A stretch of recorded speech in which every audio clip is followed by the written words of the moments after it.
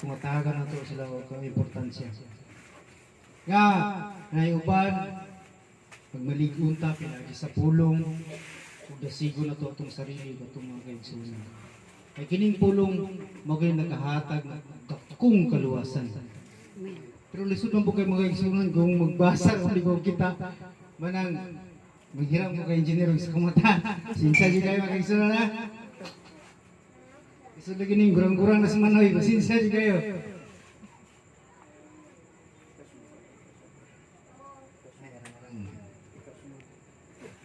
Pagkalamiya sa mga pulong gibatbat sa itong mga kaigsunan, bahid sa pagpaligon, siring, kini kuptan niya ito nagmayo.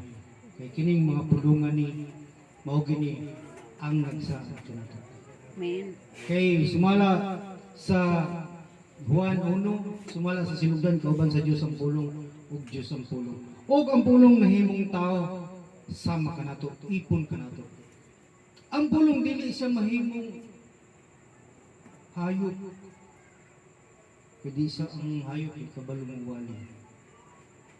Apa na sila yung mga pangkalimuot. Ang tao pwedeng mahayop, pwede pong matao. Ano man, kay ang tao itagaan siya kaalam sa Diyos. Matag-usap. Si Kristo usap, siya ang kaalam, magipadala din sa Diyos. Sumala sa 1 Korinto 18, siya ang kaalam. Wala kung makulangan kitag kaalam, mga yung kitag kaalam. Ambit lang dili lang po na to. Kung ano na to. Ipasimula po na po sa Diyos kung huwag na itong kaalam. Ambit lang to. Kay, kanabitaw itong mga silingan, nag-ihaw, ginagmay yung mga karne, ambit naman kita. Kay, ihaw naman sila, nag-ihaw man sila, pero ambit naman to. Pero ikaw nag-ihaw, ikaw ginang tibo. Imuha ginang tibo tanan. Kana, di pa kumato sa pulong mga kaigsunan, lahutay rin, palahutay rin atong pag-alaga dito sa Diyos. Madalinas man ta, bangon kita. Madamag man ta, magalapok man kita, maghimasa kita. Nga naman, kaya ang Diyos mismo, ang tubig limpyo. Andam sa kanunay, kamuhugas atong kaisipan o sa atong material na lawas. Diba? Ang Espiritu sa Diyos sumala sa Genesis 2:1 nagaingon nga ang Diyos nagapuyo si babaw sa tubig mismo. Siya limpyo. Ang tubig simbolo sa pagkalimpyo, sa isip o sa lawas. Manang makasala man ta, apan salamat ta kay natay manlalaban. Pagipadala dinhi sa kalibutan nga mao ang espiritu sa kamatuoran. Mao na sa dinipod sa kalibutan, ana ako'y manlalaban, itawag og abogado. Makasala man ta dinhi sa kalibutan, di ba may abogado? Duol ka abogado para mulaban sa tong sala. Pag once mapindi ka, preso. Kung makasala ka tanaw dinhi sa kalibutan, nga wala ka madawat dinhi sa kalibutan. Di na po ka madawat sa langit. Kung ginawat sa kalibutan, unsa pa sa langit? Di ka madawat. Ano man, sobrang kamasap. Gawas kung imong bayaran ang imong sala. Kay pagkabayad ka sa maong sala, siyempre, laya. Sa yuta o sa langit. Wala kita karon salig ug tuod. O padayon palahutayay kining maong butanga. Ug asa tama ng atong kinabuhi, hunong po ang atong pagbuhi. Pero mintras nga buhi pa ta, padayon yun ang atong pagbuhat. Kay lahutayay man ni, nakaigsunan, sumala sa Mateo 22.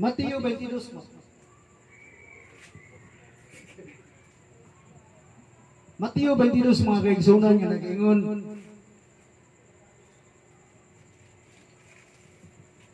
ay Mateo 10:22. Tanang sa ako mga kaigsunan na. Mas may nang basahon din ito parang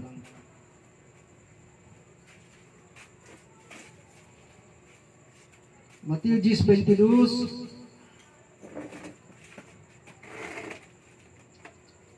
O pagadungtan kamo sa tanan nga mga tao tungod sa akong ngalan ni Jesus. Apan ang mulahutay hangtod sa katapusan mamaluwas. Lahutay ra kita mga kaigsunan. adunay mga namay mga pagsulay atong ingon ni natong ministro, namay mga pagsubok dinhi sa kalibutan, mga pagsulay kana bulak-bulak na sila. Una nga itong pagsalig, pagtuo, ngadto kaniya, pinagi sa bato sa kaluwasan, nga may nagtawag, nagmatarong kanato. Dasigo na ito itong mga kaigsunan sa pagpadayon, sa maong gimbaton, dasigo na ito itong sarili sa pagtuman sa iyang kabubuto. Kaya gipadala niya ang manlalaban aron sa pagluwas kanato.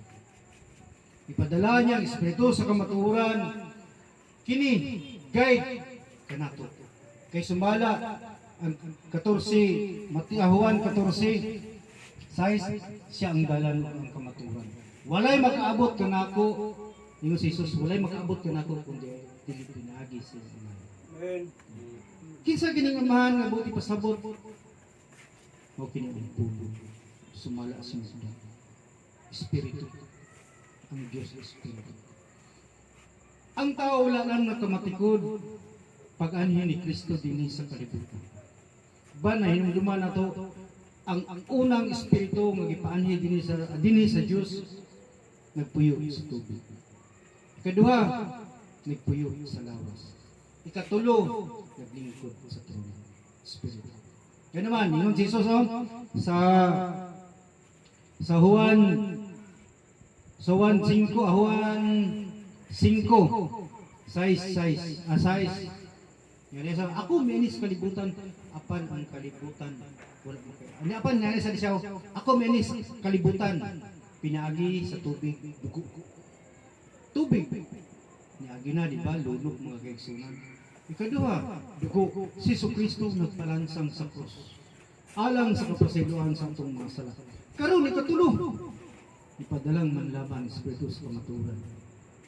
Kung kita makasalaman, aduna kita manlaban. Mura nga ta mga kaigsunan, di kunon gyud atong sarili. Kay sumala sa Santiago 5:19 nga nag-ingon, kung aduna may mga kaigsunan nga dakinas, nakasala, kinsa katong atong kaigsunan kapabalik kaniya, magkatabon sa daghang mga sala. Sa ito pa, bisan mo sa siya atong mga kaigsunan, tama itong ingon itong mga si Ministro Jud, nga makasala ka ng kaigsunan. Iyaharap po. Saan na ito na sila? Dili na ito sa itong gano'n ba naman hindi mong ibuhat? Anak. Kung nakasala ang kanisa, tuo siya sa kanto, mas naging mayo. Kung dili siya mo to, kung sumala sa pulong, isa diwa kung tulog ka pagtambag nimo, wala isa mo to, pwede nimo lang sabihan. Pero kung mutuo siya, dadon po sa tiguan, may mayo. Pinapagbalik, pinagi siyang pulong. I-welcome na to itong mga kaigsunan nga bisan sa lain-lain nga mga chapter o sa bisan dili itong mga kaigsunan. I-welcome nila ito. Ano naman, kita man ito sa kamatuoran. Amen. Muna pagpadayon kita kanunay sa alam sa mga gimbaton kay kining at kining gimbatunan ni para ni sa tanan. Ingon ang Dios sa buhat 19 at 16 hangtod sa 19, ibubuo ko ang akong espiritu sa lalaki ug babae. Ibubuo. Unsay pagbuot, buti pasabot ihatag niya ang iyang espiritu. Papuyo niya sa matag usa. Kay nga naman alam siyang gimbaton. Babae ug lalaki nagkasinabot sa maong gimbaton. Duha ka klaseng gugma dinhi sa kalibutan mga kaigsunan. Dunay gugma nga sa kalibutan, dunay gugma sa Dios. Ang gugma sa Dios, gugma, kaluoy, kalinaw, pagdait sa matag usa. Apan ang gugma din sa kalibutan, mapatay. Silos, kasina, ligot-ligot, tungod sa gugma sa kalibutan. Ano naman, wala makipagsabi sa imong sarili o sa imong palibot. Pero ang gugma sa Diyos, tagaan mo siya sa freedom. Ang imong partner o ang imong mga silingan. Kung sa mga ganit siya ang iyang namatay, hindi maginoto kalikayan na makasala ang lito. Andang ito mapasaylo. Kaya ang Diyos usap, may pasaylo ka na ito sa atong masala. Bilang siyang sa krus, alang sa kapasiluan sa kalibutan. sa tanang niya masala. Pandanisa sa kalibutan, gihigugman niya ang kalibutan. Wala sa niya sa kalibutan, aron sa paghukom niya. Nang ang ato usab nga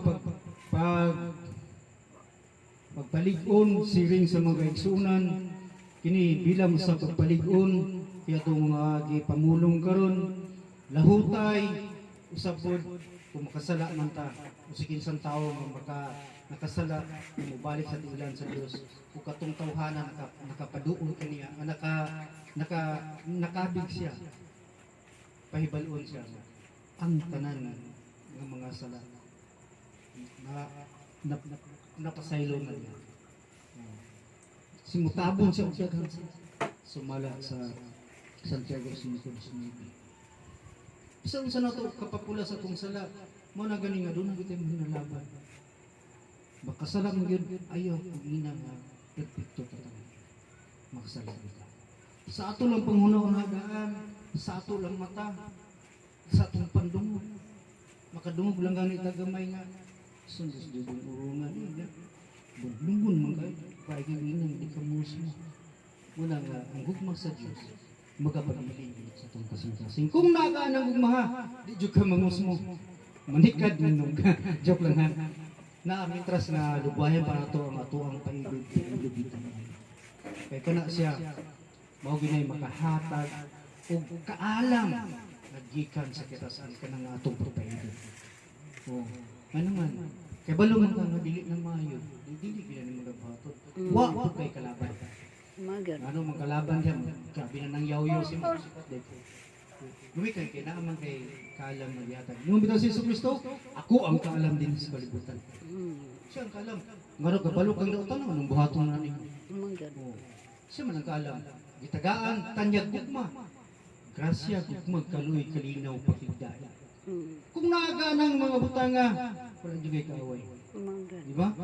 Ano man kabalong kang pasensya. Amen. Ya, usapod ang usa ka nato ka mga kaigsunan nga madakin asgyud di na mo balik. O di kan mahimot ang Dios. Sumala sa Hebreo 10:38 o 39 ba na. Nga di gyud kung ang usa ka kalag nga musibog di gyud. Kung usa ka tawo nga musibog di gyud malipay iyang kalag. Kung makasalaran ta, pangon. Walang boss, ligo. Kaya dagway sa Dios. Nagahindot na ko.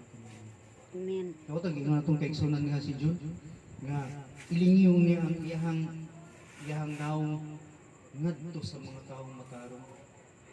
O maminaw siya. Di kita matarong naman ta. Namang tay sala ay ko ina nga di kita kasala. Sa ato lang panghuna-una daan. Grabe gyud. Sa ato lang daan nga kanang imahinasyon naagi na sa di nato kalikayan. Pero natay man lalaban. Mo pa na sa nga ingon atong kaigsunan nga kung kamo magkasala, di kamo kung kamo masuko, di kamo magpakasala ug dili usab niyo pasalupan og adlaw. Kasabot pa tayo ng mga kaigsunan. Pasalupan og adlaw. Ayaw paabota nga matulog ka kay pag-abot sa panahon nga dili ka makapasaylo nga natulog ka, lahi na ng espiritu. Kamo puli diyan, magdamgo na kag iba-ibang nga mga damo. Pero sa nakasala ka, nasuko ka ng adlaw, di mo agtag gabi, luhod ka mo. Pero ayaw mintras na suko ka, ayaw yung matulog. Kaya matulog ka, pagdamgo nimo ang imuhang espiritu mabiya sa lawas. Diba? Namatikdan nyo na. Pagpuli na, lain na itong klase na itong magdamgo ka ng gira, magdamgo sa kung saan niya. Dumog-dumog. Pero sa dihang pag nakasala ka, nasuko ka, doon, may pasay. Ayaw yung katulog, kaya mama na ang pagpiyong ni mo, mama na ang kangit-ngit, mapuli, tulog mo nga, ang espiritu. Paulay sana, mita sana siya ito paulay, ano na, puli itong lahi. Puli sa lahi mo itong magdamgo ka, ang mong espiritu bilutos, kaya ang imong suko mo ka ng lawa. Ano mga kaigsunan, bahin ini, lahutay kita. Amen. Kini nga mga gibatunan ni. Nya, di kita mawa paglaog dito sa Diyos. Pangayon kita. Ngayon, kaya di po ka mangayon. Salig ng buga. Kaya kung baka sa itong lawas, salig po kasi ng lawas. Ang lawas ng batid at tapo. Lord, Salamat sa tanang blessing, sa tanang grasya nimo. Salamat kayo. Sapat ang grasya ng gihatag nimo adlaw-adlaw. Way na kulang. Una nga itong pagsalig, ug pagtuong adto kaniya, dumagi. Kung nakay sa kalibo nga pagtuo, kung mahimo, himuang 5,000, pataas-taas si Jud pasensya. Kaya kung di tataas og pasensya, pinasod ta ning kalibutan, dangog ko ning kalibutan na. Sa tinuod lang dangog kayo.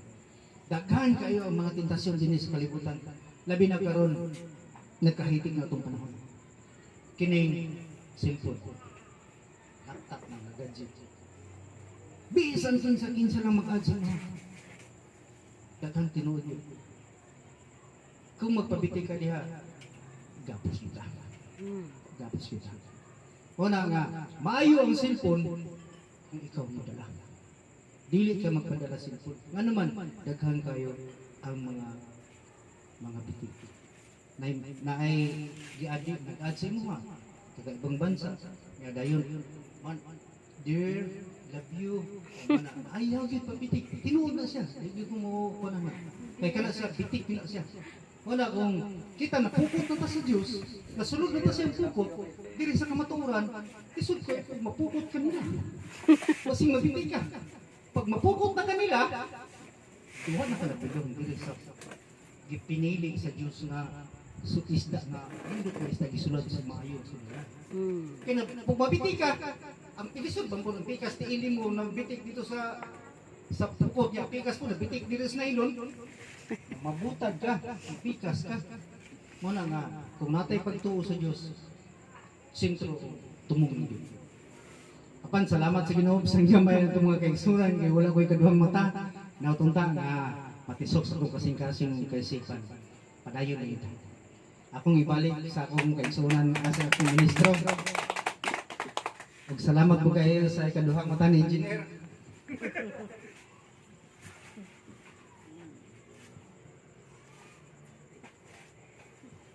Salamat. So,